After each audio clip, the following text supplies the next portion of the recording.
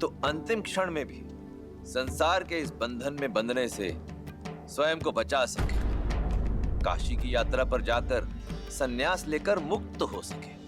विवाह के शुभ अवसर पर आप ये कैसी बातें कर रहे हैं रामाश्री जी? महाराज, विवाह से किसका भला हुआ है? और वैसे भी ये तो केवल 4 दिन की चकाचौंध है और जीवन का वास्तविक अर्थ तो मुक्त हो जाने में है। और विवाह कोई फूलों की सेज नहीं है, कांटों भरा मार्ग है। इसीलिए ये काशी यात्रा रीति भी है और राह भी। यदि राह का चयन आपने सुझाया है तो विचार अवश्य करूंगा रामाश्री जी। राम, किंतु राह का चयन करने से पहले उस पर मनन करना आवश्यक नहीं? अवश्य कीजिए। मनन, चिंतन, विचार विमर्श सब कीजिए। ये वार्ता उसी लिए तो हो रही है। सन्यास लेने से पहले यह जानना आवश्यक है कि सन्यासी का धर्म क्या होता है। सब प्रकार के मोह से मुक्त होकर संसार का कल्याण करना। तो इस संसार का सबसे बड़ा सन्यासी कौन है रामाश्री जी? मैं निश्चित तौर पर तो कुछ नहीं कह सकता, परंतु हाँ, कुछ लोगों से सुना है कि वो कैलाश पर रहने वाले महादेव है ना, वो है। किंतु ये बताइए कि महादेव गृहस्थ क्यों है?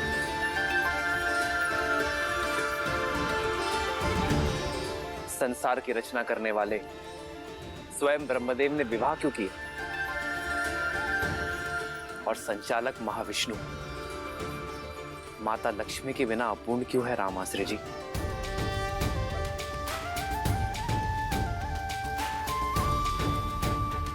चारों आश्रमों में सन्यास और वानप्रस्थ से पहले गृहस्थ आश्रम की व्यवस्था क्यों है श्री रामाश्री जी? श्री राम, मेरा उत्तर आपके उत्तर से भिन्न भी हो सकता है। मैं पहले आपका उत्तर सुनना चाहूंगा। अवश्य, क्योंकि कर्तव्य पूर्ण किए बिना मुक्ति नहीं। संसार में ईश्वर ने हमें किसी उद्देश्य के साथ भेजा है, उसे पूर्ण किए बिना जाना सन्यास नहीं, जीवन से भागना है रामाश्री जी।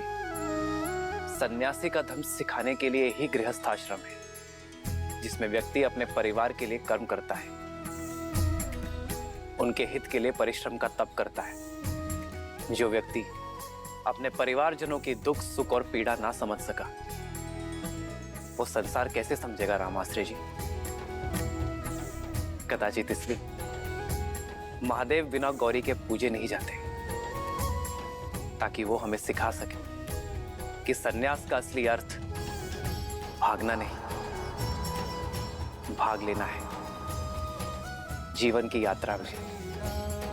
अद्भुत, अद्भुत श्री राम, अद्भुत। यही तो इस काशी यात्रा का महत्व है कि ये व्यक्ति को विवाह से पूर्व विवाह के महत्व के विषय में बताती है। तो अब आप ही बताइए रामाश्री जी कि मेरे लिए उचित मार्ग कौन सा है? आपका मार्ग तो स्वयं नियति ने चुना है श्री राम।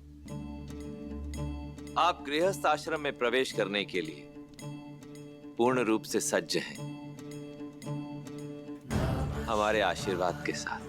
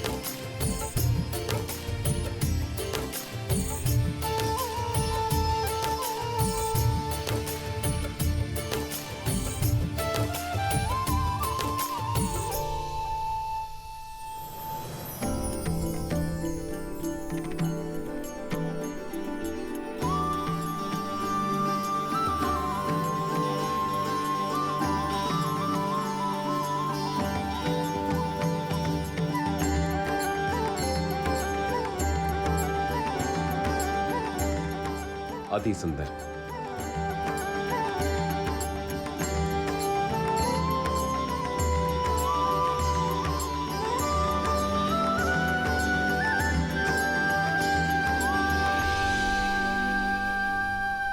श्री राम की वर यात्रा सज्ज है संपूर्ण संसार को आनंद से भर देने के लिए। जय श्री राम।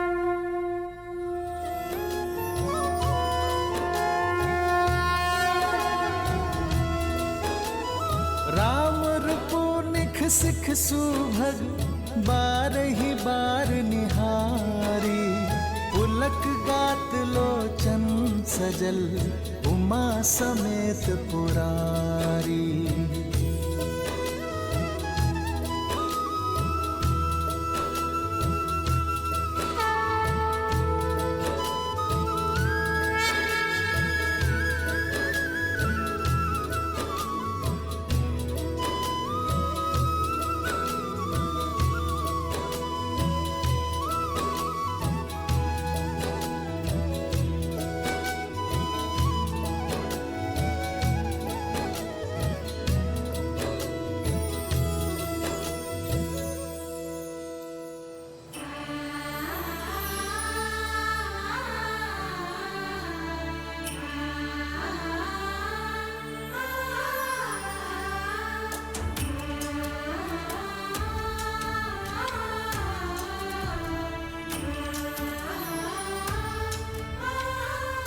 आप सभी बहुत सुंदर लग रही हैं।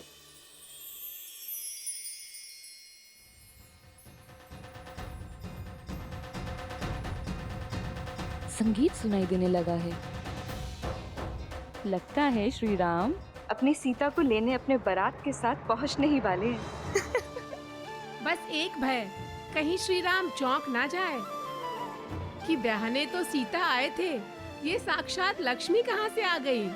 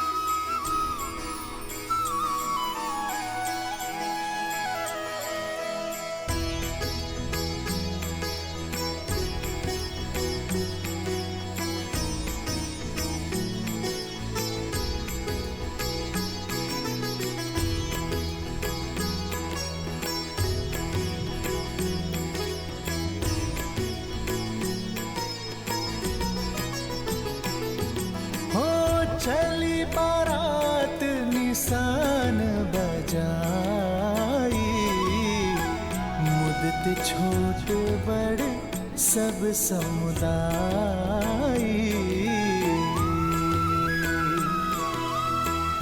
राम ही निरखी ग्राम नर नारी, पाई नयन फलु होई सुखारी।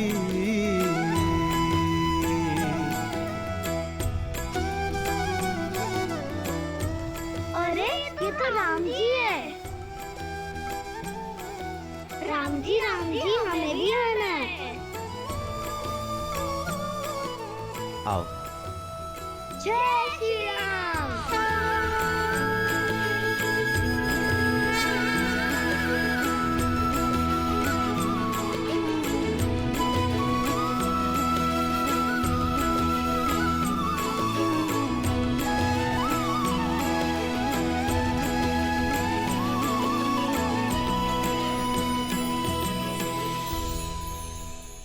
सर पे तिलक नैन लगे मतवाला, हाथ धनुष मुख पे है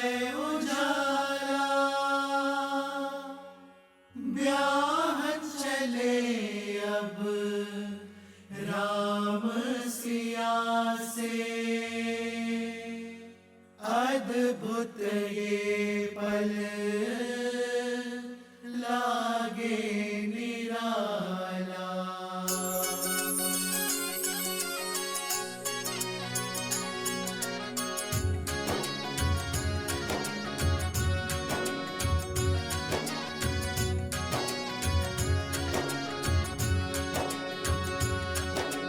राम जी की निकले बाराती, नाची होगी मगन संगी साथी। राम जी की निकले बाराती, नाची होगी मगन संगी साथी। झूमे देवी देवता मगन सारे भ्राता,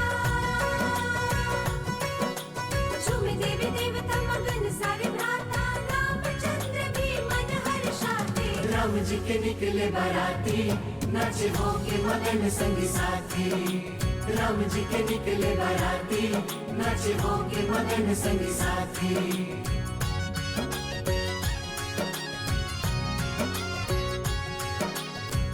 पावन घड़ी अति मंगल दिवस है, हर्षित अयोध्या धन्य मिथिला नगर है।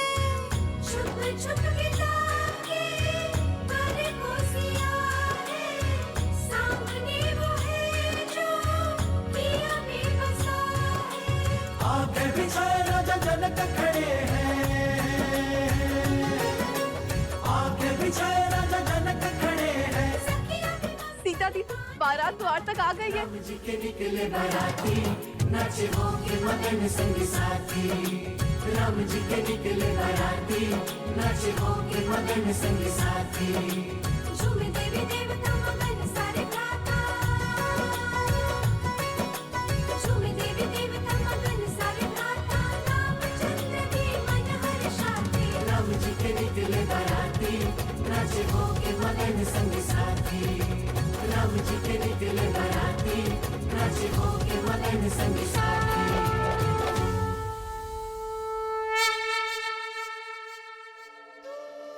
पुष्प फेंकने की रीति के लिए सच हो ना सीता।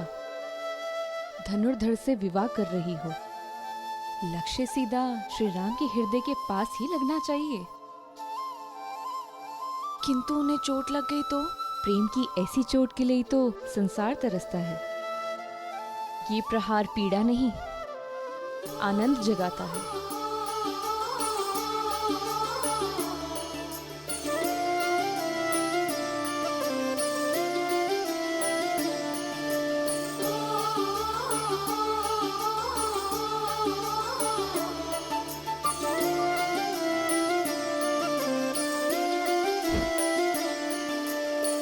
जन्म जन्म का है ये संगम, राम रतन सीता वैभव धन। एक है पौरुष एक समर्पण, एक है रूप तो दूजा दर्पण। राम है लोचन सीता दृष्टि, राम है बादल सीता वृष्टि।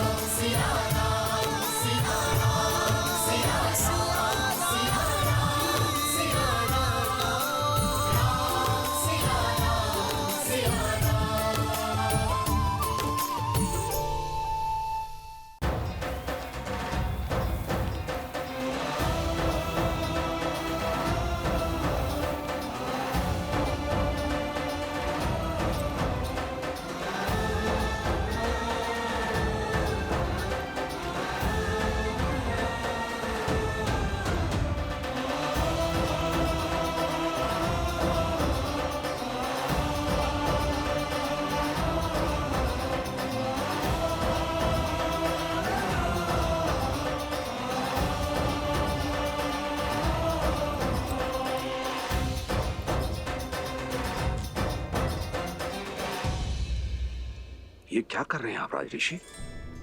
मुझे मत रोकिए, आप वर के पिता हैं। हाँ, और आप वधु के पिता हैं। हम संबंधी हैं। अपनी 4 पुत्रियों को प्रेम और समर्पण से पाल पोस कर बड़ा किया और अब उन्हें हमारे घर की शोभा बढ़ाने के लिए भेज रहे हैं। समझी जी, आप मेरे प्रेम और आदर के अधिकारी हैं।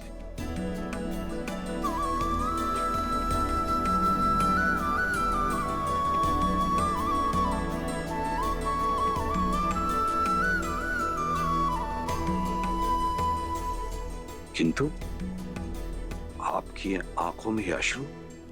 जब पुत्री को ऐसा ससुराल मिले तो कौन सा पिता होगा जिसकी आंखों में आनंद के अश्रु नहीं होंगे?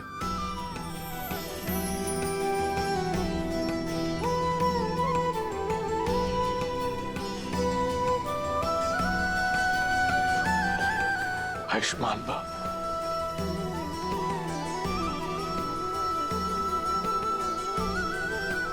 आई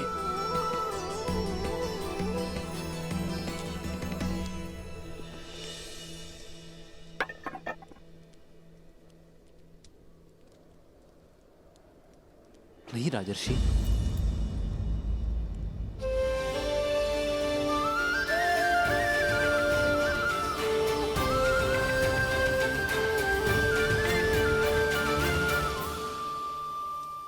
नहीं राजर्षि,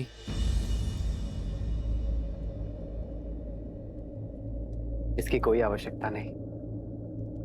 मेरी अर्धांगिनी के पिता मेरे भी पिता हुए।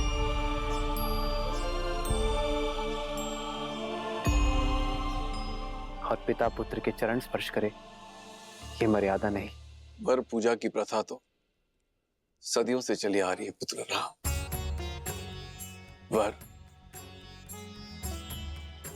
नारायण का रूप होते हैं और उनके चरण धोना रीत है। वर के पग इसलिए धोए जाते हैं कि वो पवित्र और मलिनता रहित पगों से एक नए संबंध में प्रस्थान करें। इस नाते आप मेरे पग पर जल अवश्य डालें, किंतु हमारे संबंध में चरण स्पर्श के अधिकारी सदैव आप रहेंगे।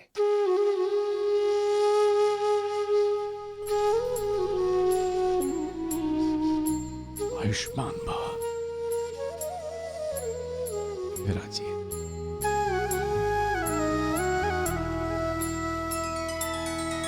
श्री रामचंद्र कृपालु भजु मन हरण भव भय दारुणम।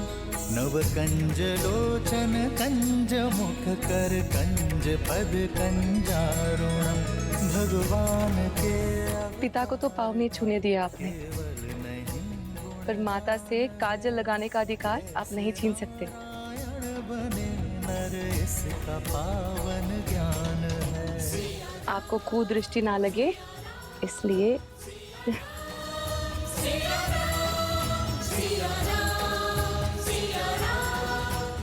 इस काजल की भांति अपनी आंखों को सदा मेरी सीता के प्रेम से भरे रखना। ईश्वर तुम्हें जीवन में सदा सुख और समृद्धि दे।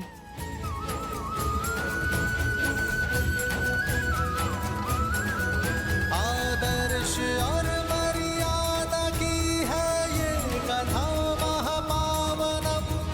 काट मद श्री से मिला दे श्रीमद रामायणम। सिया राम, सिया राम, सिया राम, सिया राम, सिया राम, सिया राम, सिया राम, सिया राम। राम,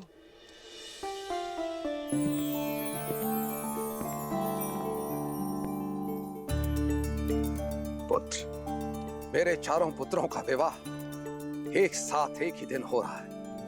इससे अधिक प्रसन्नता का दिन मेरे जीवन में इससे पूर्व कब आया मुझे स्मरण नहीं है। पुत्र, अपने विवाह वस्त्र धारण करो।